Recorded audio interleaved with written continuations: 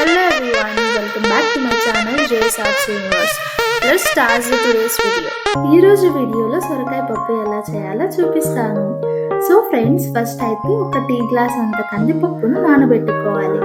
ఇక్కడ మీరు కందిపప్పు అయినా లేకపోతే పెసరపప్పు అయినా తీసుకోవచ్చు, మీ ఇష్టం. మేమైతే కందిపప్పును తీసుకున్నాము. మా ఇంట్లో మా పెద్దమ్మ అయితే వంటలు చేయడంలో సూపర్ అని చెప్పాలి. అందుకే మా పెద్దమ్మ చేసే వంటలు మీకు కూడా చూపిస్తున్నాను. ఎంత ఇష్టం లేని వారు కూడా సొరకాయను ఇలా పప్పు వేసుకొని తింటే ఖచ్చితంగా ఇష్టపడతారు. ఇక్కడ మేము సొరకాయను పప్పు చేయడానికి ఒక చిన్న సైజ్ లేత సొరకాయను తీసుకున్నాము.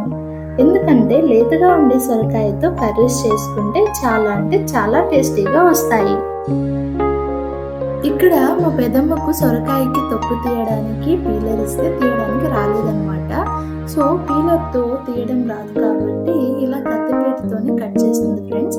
ఇప్పుడు జనరేషన్ వాళ్ళకేమో ఇలా కత్తిపీటతో కట్ చేయడం రాదు, అలాగే పెద్దవాళ్ళకేమో పీలర్తో పీల్ తీయడం అలవాటు లేదు. కరెక్టేనా? సో మా పెద్దమ్మ కత్తిపీటతో అయితే చక్కచక్క కట్ చేస్తుంది, చూస్తున్నారు కదా వీడియోలో. అదే అయితే మనకి చాలా టైం తీసుకుంటాము. ఏదేమైనా ఇంట్లో అమ్మ వాళ్ళు ఒక హాఫ్ అన్ అవర్లో వంట చేసి కంప్లీట్ చేసి పక్కన పెట్టేస్తారు. ఏమంటారు? నేను చెప్పేది కరెక్టే కదా? అదే మనం చేయడం అయితే మొదలు పెడితే ఎప్పటికవుతుందో. కొంతమంది ప్రెసెంట్ జనరేషన్ వాళ్ళు వంట చేయడానికి ఇష్టపడుతుంటారు, కానీ వాళ్ళకేమో వంట చేయడం రాదు. మీలో ఎవరైనా ఫస్ట్ టైం వంట చేసినప్పుడు మీరు తినకుండా మీ ఇంట్లో వాళ్ళకి మీరు చేసిన వంటను తినిపించారా? అలాంటి ఫన్నీ మూమెంట్స్ ఎంతమంది ఎక్స్పీరియన్స్ అయ్యారో తప్పకుండా కామెంట్ చేయండి. అలాగే మన ఛానల్ని ఎవరైనా ఫస్ట్ టైం చూస్తున్నట్లయితే ప్లీజ్ సబ్స్క్రైబ్ చేసుకోండి.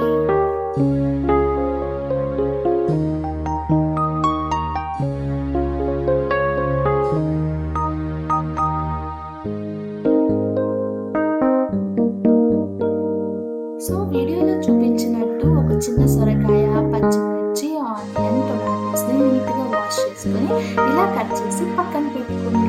సో ఇప్పుడైతే వెజిటేబుల్స్ కట్ చేయడం ప్రాసెస్ అయిపోయింది కాబట్టి ఇక కుకింగ్ ప్రాసెస్ స్టార్ట్ చేద్దాం. సో ఫ్రెండ్స్, ఇలా ఫస్ట్ అయితే కుకింగ్కి సరిపోయేంత చిన్న పాత్రలో వాటర్ పోసుకొని ముందుగా నానబెట్టుకున్న కందిపప్పును వేసి బాయిల్ చేసుకుందాము. కందిపప్పు బాయిల్ అవ్వడానికి ఒక 20 minutes అయితే పడుతుంది. కాబట్టి కందిపప్పు త్వరగా బాయిల్ అవ్వడానికి అందులో కొంచెం ఆయిల్ వేసుకుంటే త్వరగా కుక్ అయిపోతుంది.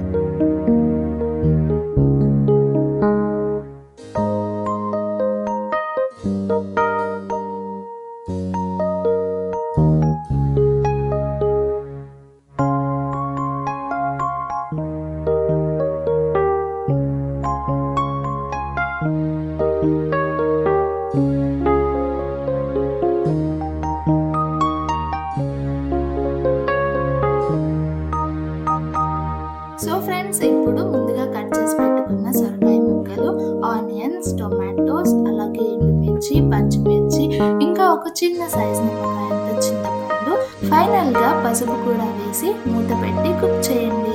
అలాగే ఆల్మోస్ట్ కుక్ అయింది అన్నప్పుడు ఒకసారి లైట్గా గరిటెతో కలిపి స్టవ్ ఆఫ్ చేసి తీసుకోండి. ఆ తర్వాత పప్పు గుత్తితో ఇలా మెత్తగా మెదపండి. త్వరగానే ఈజీగా మెదిగిపోతుంది, ఎందుకంటే అది సొరకాయ కాబట్టి. మేమైతే ఈ పప్పు గుత్తిని ముద్దకం అని అంటాము. మీరు ఎలా పిలుస్తారో కామెంట్ చేయండి.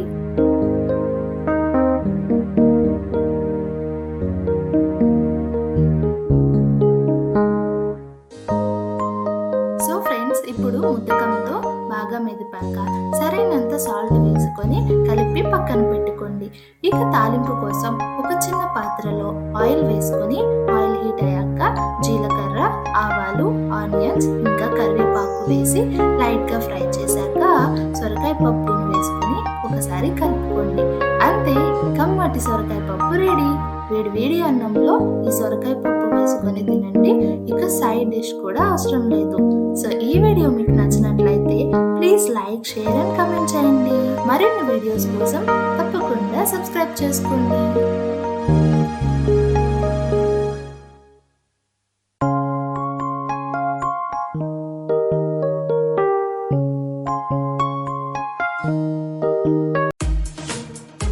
Thank you for watching this video.